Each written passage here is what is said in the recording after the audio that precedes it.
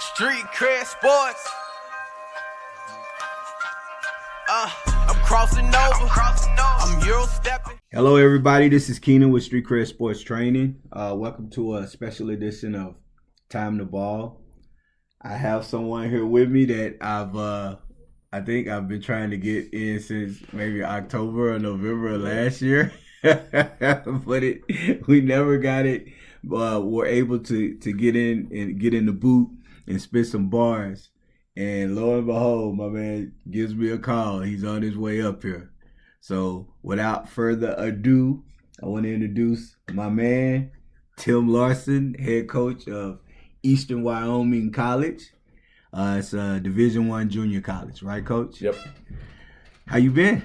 I've been good. Thanks for having me on. I'm glad I could be here to finally connect and get down here and do this with you.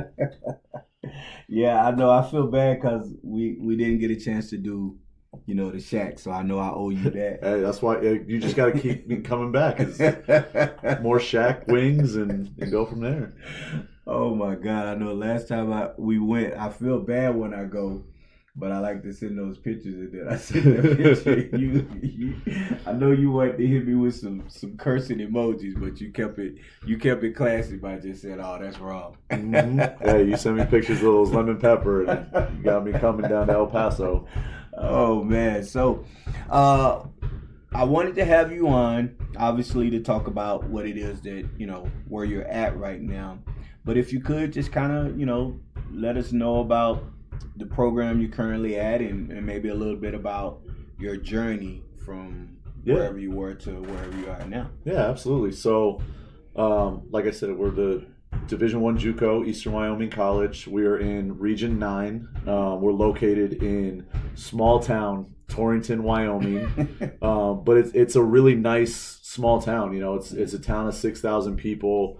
And what's really kind of cool is that the town embraces, small town life, right, and everybody kind of looks out for each other. And so what's really kind of cool is having been there. This was my first season as a head coach up there, and just seeing the way the community embraces the players and the team and stuff like that.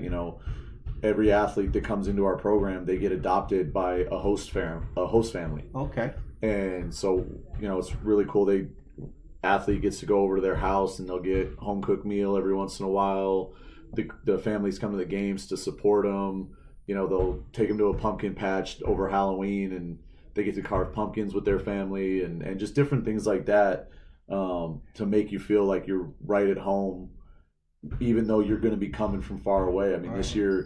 This past year, we had 8 different countries represented. Oh. We had Brazil, Serbia, Bosnia, Bulgaria, Spain, France, the U.S., and I feel like I'm going to forget somebody, but yeah, I mean we had Israel was the 8th one. I like the UN of D1. Yeah, college basketball. It was my first go round having to recruit internationally, and it was definitely an experience of getting to know these kids from all over the world. Can you help our listeners understand? That it's called what is it, I-95 or something like that? There's a few different ways that it goes. So I work real closely with a couple people in our admissions office that that kind of stuff, and that you have to get an I-20 visa. I-20. And there are steps to get the I-20 visa, and depending on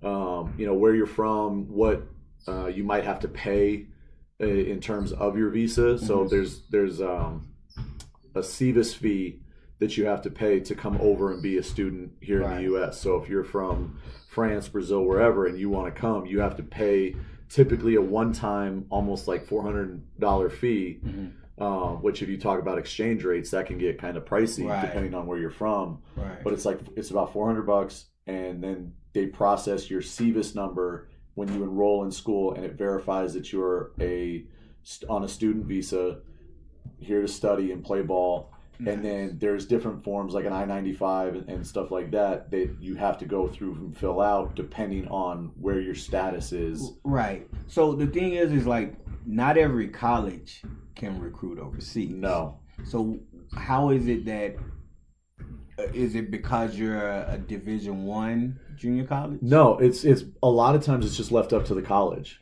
Okay. Is that in order to accept international students, the college has to have a designated rep that is in charge of compiling and working with the student visas and keeping these folders and maintaining those students, almost helping to maintain their eligibility, so that they maintain their student status. But basically any college can do it, but it does cost a little bit of money for the college to open up for student visas, and then they have to have like a designated rep, and I guess that's why you don't see a lot of smallers like Division II junior colleges or Division III junior colleges. And do Division II schools, some can, right? Yeah. The bigger ones, and then NAIA programs. Yeah, typically you've got Division I. There'll be a fair amount of Division IIs, and then some NAIAs that will be able to accept those. Right. And Division IIIs can as well. Yeah. But Division IIIs, they're always going to be limited by their own set of rules of academic scholarships and things like that. So tell everybody. Well, not me, because I know, but help everybody on to a little bit of your journey, man. Man, it's been a journey. I got my first job. I was 24. I started in high school as a high school JV coach, and the varsity head coach and myself ended up a couple years into coaching with him, getting an opportunity to help start a program on a Native American reservation in Arizona. And I did that for a year as an assistant with the guy who was starting it. And then I was offered the ability to start the women's program at that same college, Tohono O'odham Community College in Arizona. Once you're at that school, you never forget how to pronounce that. That is very true. It is ingrained. If I tried spelling it on the air, all your listeners would think I'm crazy. Man, I can't say that damn name to save my ass for some reason, and all of y'all kill me when I try to pronounce it. And I try to pronounce it the way it is, and I'm serious about it, and y'all be like, yeah. So a lot of the non-native speakers that live in Tucson and Arizona, they would say Tohono O'odham, because that's closer to how it's spelled, but the pronunciation of Tohono O'odham, you kind of get that th O'odham. I'm kind of like Charles Barkley when he tries to say Antetokounmpo. When he tries to say most anything. Yeah, Chuck be tripping. But yeah, so I got my start as a women's head coach there. I was 24 at the time. I was the youngest head coach in the country. What year was that? Oh, that was 2012. Okay, so for those of you who don't know, Coach Larson and I, we go way back, because I was trying to have him recruit some kids here when he got that job. Mm-hmm. So that's 11 years that we've been on each other. Yeah. Wow. It's been over a decade you've had to put up with me. So keep going. No, so I did that for a few years, trying to build that program, and like any 24-year-old brand new coach running a program, I had no idea what I was doing, and flying by the seat of my pants. And the girls that we brought in, they're great kids, and they helped set a foundation for that program. Right. And after 3 years of doing that, my wife got pregnant, and so your listeners can kind of understand the Tohono O'odham Reservation is about an hour and 15 minutes away from my house. Yeah. And then we didn't have our own gym. We didn't have our own weight room or any facility like that. So our campus was a little bit closer. And so we would get up in the morning, drive into campus, pick up the teams at about 4:45 in the morning, and then drive another half hour onto the reservation where there was a local high school, and we had to share their gym. And the way the rules were set up is college athletes couldn't be practicing during high school hours. So we started practice every morning at 5:30 in the morning and got done by 8 a.m. when classes started to begin, and get the kids back to campus for their classes that started at 9. Okay, so for y'all that don't know, if you have, I don't think you can really fully appreciate the dedication they had. I understood it just by knowing them, but I happen to call myself going up there on the summer for like what I call a little quick vacation getaway, and they had my ass getting up at four in the morning to get up to make that ride, to drive over there, pick up the kids, go to the gym, then it was a weight room, then take them back. Yo, like, if you want to know how dedicated a coach is, that was dedication. That was grind. Because I don't know of too many. I don't know. I'm sure y'all not the only one that don't have their actual gym on the campus. But when you talk about a 45-minute drive from your house to the school, and then another like 40-minute drive from the school to the actual gym, yo, that's dedication. I'm sorry, I just had to throw my 2 cents. No, and it goes to the dedication of our athletes too. Yeah. I mean, if you talk back in 2011 when we started the men's program, we didn't even have dorms on campus. Our campus was still under construction, and so a lot of the athletes lived in apartments in Tucson, and so we would get up bright and early. Like, I wouldn't say bright, but we got up early, picked them up at a local Taco Bell right next to their apartment complex in 2 vans, and then we would drive them into cells where they would go to school. We would practice, and then they would go to school, and we would wait around until they were done with class, and then drive them back in, and it would be done in shifts. So, like, I would take that first van ride back in, drop them off at their apartments, drop them off at their house if they were from Tucson, and then do it again the next day. Like, somebody else would come back in later that evening after being done. That's crazy. It's amazing because those kids, really showed the definition of kids who really wanted to play. Yeah. Because you can't half-ass go through what y'all all went through as a unit. No, and ultimately the dedication they had, the drive and the distance and everything, it tends to take its effect, and you can see it in games that they're worn out and stuff like that. But I mean, more power to them. They're never going to go through an adversity like that when it comes to the game. The rest of their lives, they're once they get a gym on campus that they go to, hey, well, I get to walk 5 minutes to the gym as opposed to drive.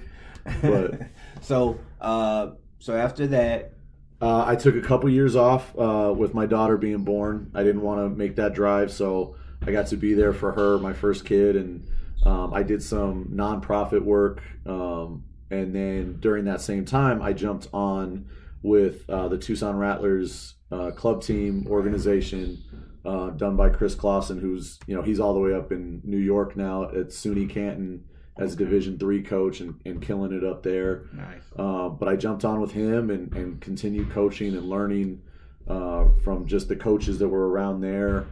And then actually after a couple of years, Talana Otham called me back and said, hey, we've made the assistant coaching position full time. We'd love for you to come on and be an assistant athletic director and associate head coach on the men's side. And so while I continued to do the Tucson Rattlers girls club program, I went back to TO and did that for a couple more years. And unfortunately, with COVID hitting and everything like that, the program got shut down by our board and our president. And, it gave me actually an opportunity, having been back on the guys' side and still enjoying coaching the girls' side, to then become an assistant at National Power Pima Community College in Tucson. Right. In that first year during COVID, all the obstacles that we had to go through, masks while we practiced, social distancing while we practiced, all the different things that we had to put in place just so that we had a chance to ultimately play that year and go to nationals and do some things there. And that was an unbelievable education, just being around guys like Todd Holthouse, who's been there for 16 years and gone to nationals 10 times, and Jim Rosborough, who was Lute Olson's assistant for 26 years at the University of Arizona, won a national title at the highest level. Yeah. Just being in the gym with them every single day and seeing how they work and what the process is. Right. Is that they want to win and they strive to win, but it's always always about the way we do things leads to us being successful. Right.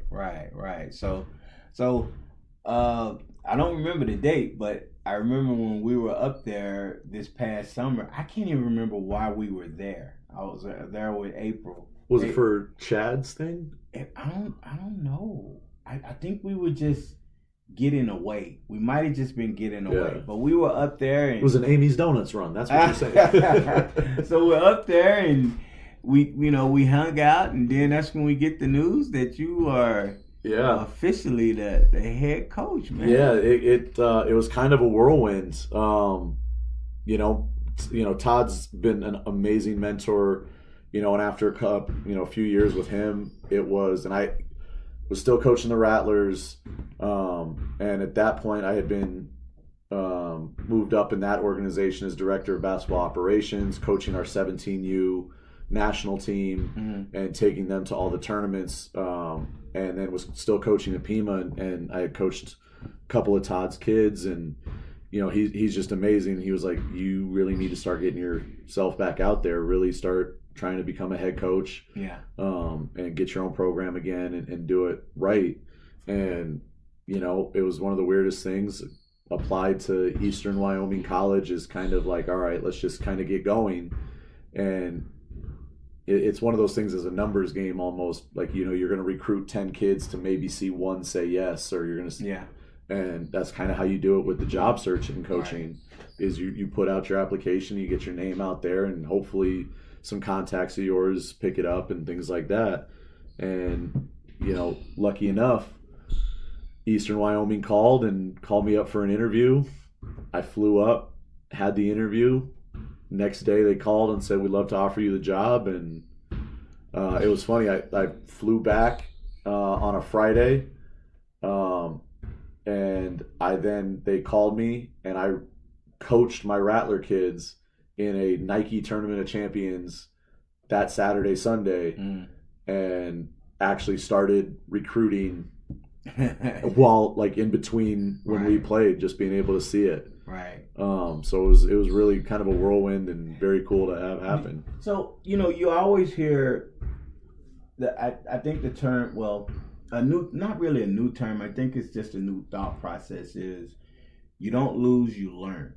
Yeah. And do you feel like your first go around taught you so much about what you didn't know? Yeah. To where once you got it now, you're more comfortable now, right? Yeah, 100%. And even now, at no point should a coach ever stop learning. Right. Because especially, even if you're at a university level, it's not quite as much as a junior college where there's such roster turnover every year because you only have them for 2 years. Right. It's a new journey every single year. So it's new people to learn, new skill sets to learn, how to put them in situations that they can succeed in. But it's just developing relationships. Right. And that was one thing that I didn't do a great job of my first go around being so young at TO was, I was very X's and O's and trying to make sure that we were doing everything right in practice and all that good stuff. And it's so much more about all the kids that are there and their experience and what they're going through. And that's ultimately what we're here for. Right. So let's jump into, your first year at Eastern Wyoming. What did you understand, or what jumped out to you as far as the level of play that you're at now versus what you were dealing with when you were at? There's no nights off. You don't get, unless you are, top of the food chain, there's no nights off. And, you look at my team on paper this year, we had a lot of ingredients that can be successful. But on any given night, anybody can win. Right. It comes down to how tough you are, defending every single time, being detail oriented, understanding your scouts, understanding, the game plan, how to execute it, and that's a lot of times then it just becomes a learning curve for kids coming in. Right. It doesn't matter whether they're from Spain, Israel, the U.S., it doesn't matter where they're from, is that there's that learning curve. And the sooner you kind of get over that hump, the better off you're going to be. Is that while this might be a shot that you're open for, may not be the best shot for the team. Right. You might be shooting 17% from three. Right. So now we've got to figure out ways, well, how do we make you successful until we can get your shooting percentages up? So take me a little into your coaching philosophy as far as, your offensive philosophy and defensive philosophy. Yeah. Well, ultimately, like, the overview of my philosophy is teaching life lessons through the game of basketball, whether it be teamwork, hard work, toughness, learning how to work with people that are different than you. All that stuff goes into sport, and it goes into life, because at some point, we're at the junior college level. There's a really good chance we're not going to see a WNBA player come across our roster. But you're probably going to get, a physical therapist, a doctor, a lawyer. You're going to get school teachers, and you're going to ultimately have to deal with people. Right. And so sport is the best way of teaching that, especially in basketball, where you got to share that ball. You got to be able to direct people. You got to be able to take criticism. You got to be able to take coaching. You got to be able to take all this other stuff into account. And so the more we can teach that, the better off we're going to send them after 2 years with us. Right. And then when it comes to on the court stuff, philosophy is, offensively we want to run. Mm-hmm. It's more fun. Right. Every kid says they want to run until they get to practice, and you got to you run. got to run to get to run. But no, we offensively we want to run, and we want to throw the ball ahead, and we want to try and get easy buckets. And then ultimately, when we get down there, and if we can't get something quick, I'm a big believer in you got to have players that can break somebody down. Right.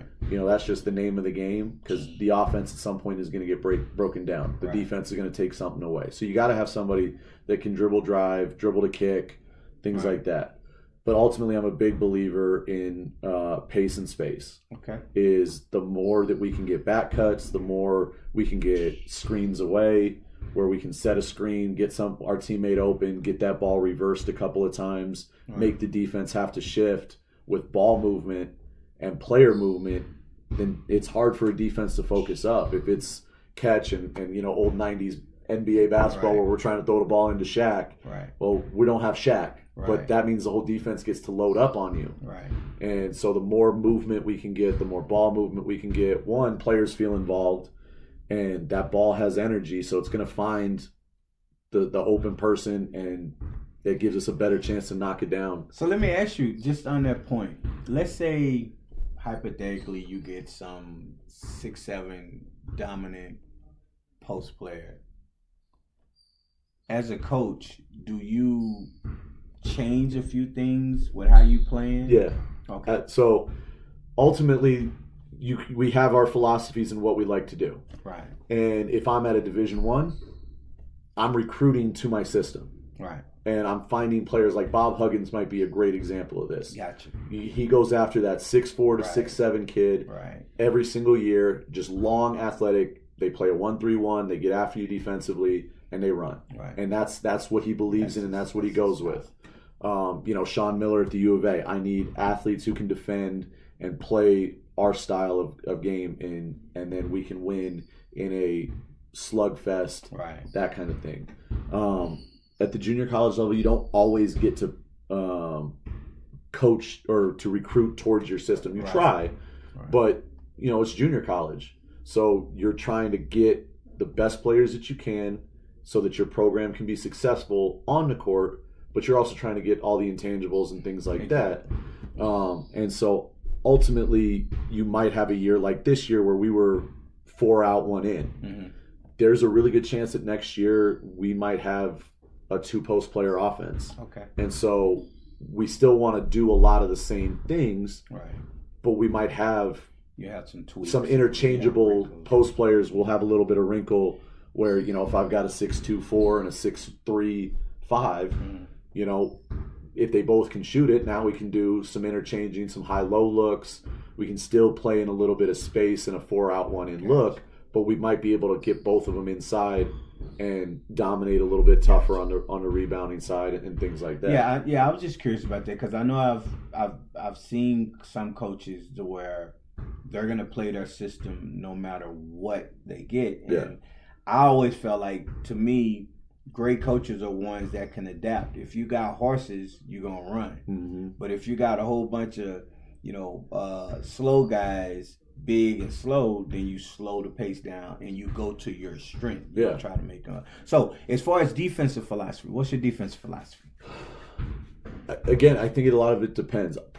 My preference of it is I'd love to do a little bit of 40 minutes of hell. Okay. Get up, press you, play some man-to-man. I want to be a really good man coach. Being in the gaps, making sure my players probably got tired of hearing it, but saying we don't leave our teammates on an island. Right. Meaning, hey, yes, we're going to have to guard one-on-one, and we're going to have to guard our yard or guard our meter for all of our European kids. Right.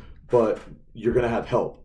You're going to have other help in the gaps. We want to put a hand in the passing lane because deflections can alter the timing of an offense, different things like that.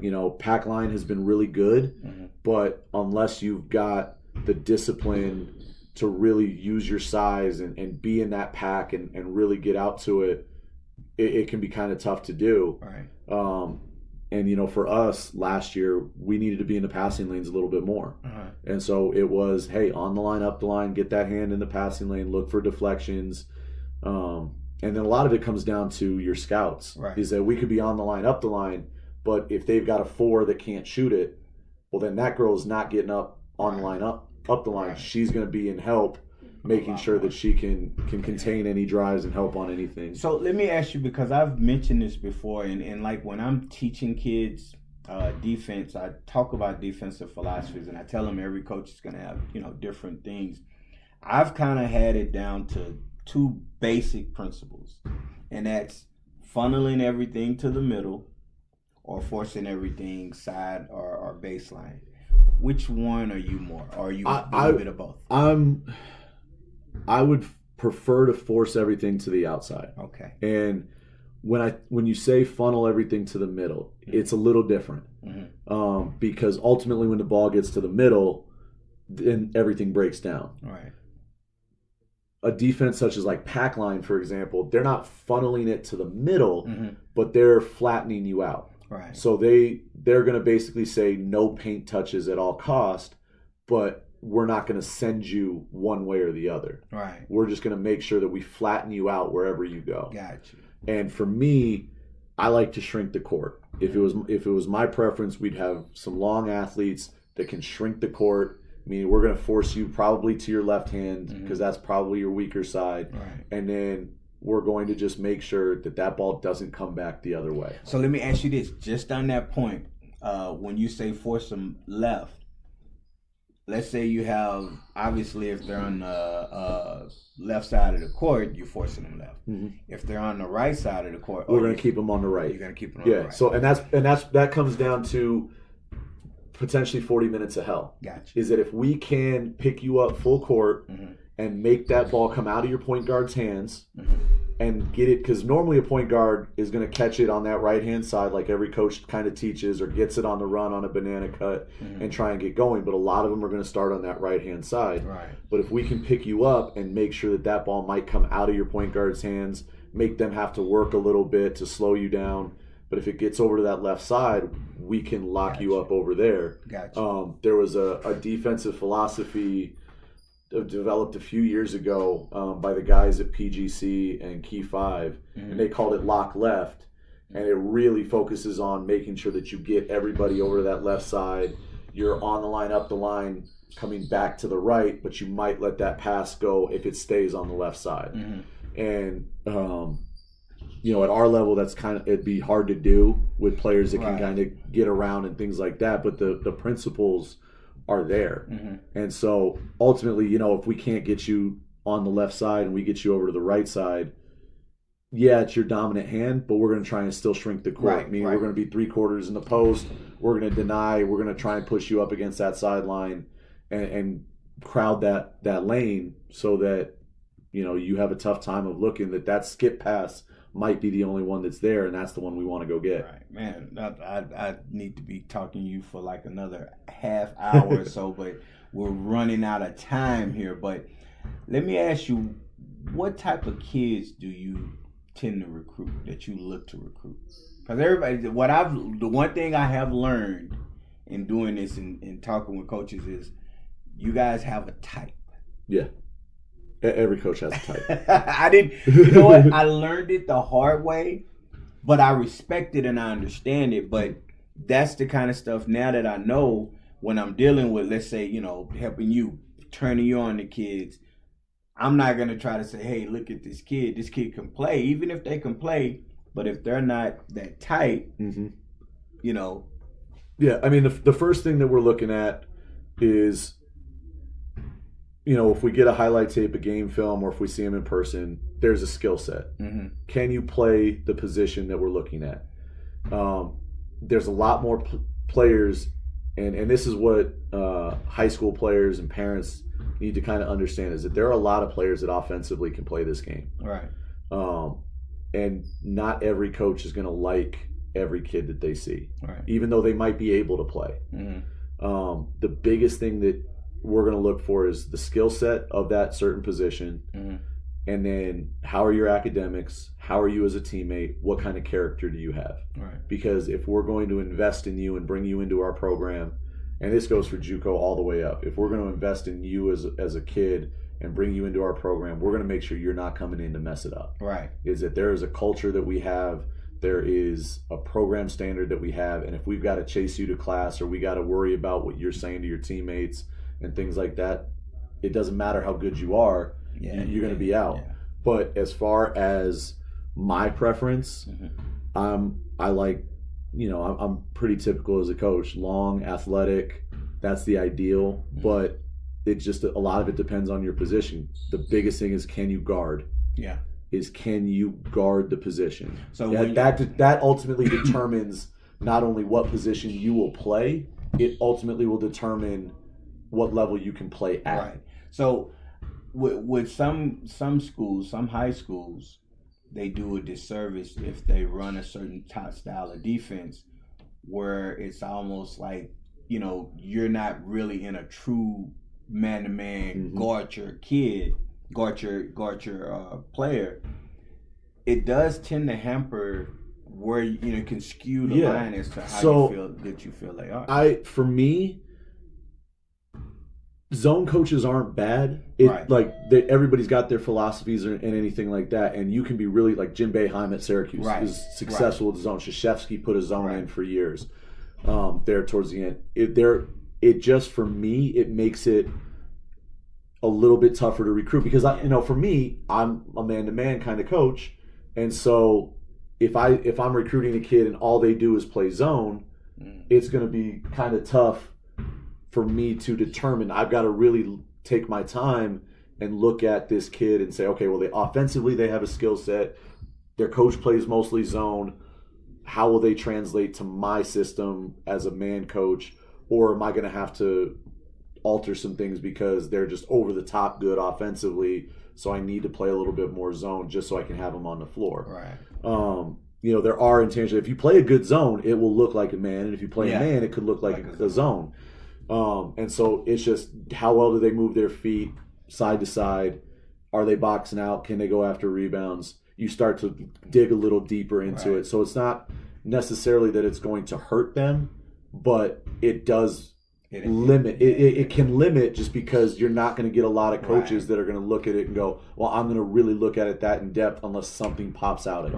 Right. So it could be a combination of high school, and if they're playing on a traveling team or a city league team, if they seen you film and that city team is playing only man, you might get a better sense of it. And that's the thing, is that if you're at a high school and your coach is playing zone, there's a reason that coach is playing zone. It might be their philosophy, it might be because that's the best chance to give them to win, because you might be a bunch of 5'4" guards, and you're gonna have to pack it in against a 6-foot kid that's coming into town. So there's ultimately reasons like that, but if you can go play club or city league and you get a little bit more film of you playing man and D'ing up against a guard your size, or maybe just another point guard across the floor if you're a 5'4", 5'5", 5'6", something like that. Now we can talk a little bit more. It's a little bit easier for us to judge. That makes sense. Let me last question. I'm gonna let you out of here. El Paso kids. Love them. Yeah. I get that sense. You just signed a kid from Chafing. Mm-hmm. Yeah, Luna Moreno. We're very excited about having her up. You know, El Paso kids are tough. Yeah. I think El Paso is a really good place that I think is kind of traditionally under recruited, and I think there's a lot of good players here. Mm-hmm. You know, and it's just one of those things is finding those kids that athletically can defend this level, that might be the size that you need at this level, but you know, there's a lot of guards in El Paso that can play. Yeah. And they just kind of need that opportunity. And the biggest thing coming to, like, for me in Wyoming is that, you know, you got to be good with looking at your studies and playing ball and trying to get better each and every day. Right. Because there's not a lot to do. We do have things that you can do, but you know, if you're looking for big city life and things like that, we're not for you. Right. But if you want to come in and get really good academics, really set yourself up to potentially get some academic money leaving JUCO, and having the ability to get in the gym anytime you want, to get shots up, to work on your ball handling, to get stronger, all that stuff, and to work, yeah, we want you. And there's a lot of things about kids in El Paso that just kind of have that blue collar, blue chip, that they're just tough. And at the college level, that's what you need. Toughness is a skill. Motor is a skill. Right. And those are big things at the college level, because you're going to hit some adversity and you got to be able to overcome it. And man, I love coming down here and recruiting and hanging with you. Well, I appreciate it. And I just want to go on record as he's the first person to confirm that he will be here for the Prospect X Unknown Talent Showcase in August. So I will be here. I will definitely, and I'll make sure that, you know, maybe I have the Shack sponsor some food, or maybe we'll have a coach's table and just some lemon pepper. So look, I appreciate you. I know you got to get ready to get out of here. You got that long ass drive, but hopefully you're breaking it up. But I appreciate you coming. Anytime. We're gonna have you back on. Absolutely. Another time. So I will end this. I appreciate him coming out, and I'm gonna end this the way I always end when I tell everybody, if it was easy, everyone would be doing it. I'm out. Street cred sports, say it with your chest. Yeah. Go get it from the net. Street cred sports, okay, that's a bet.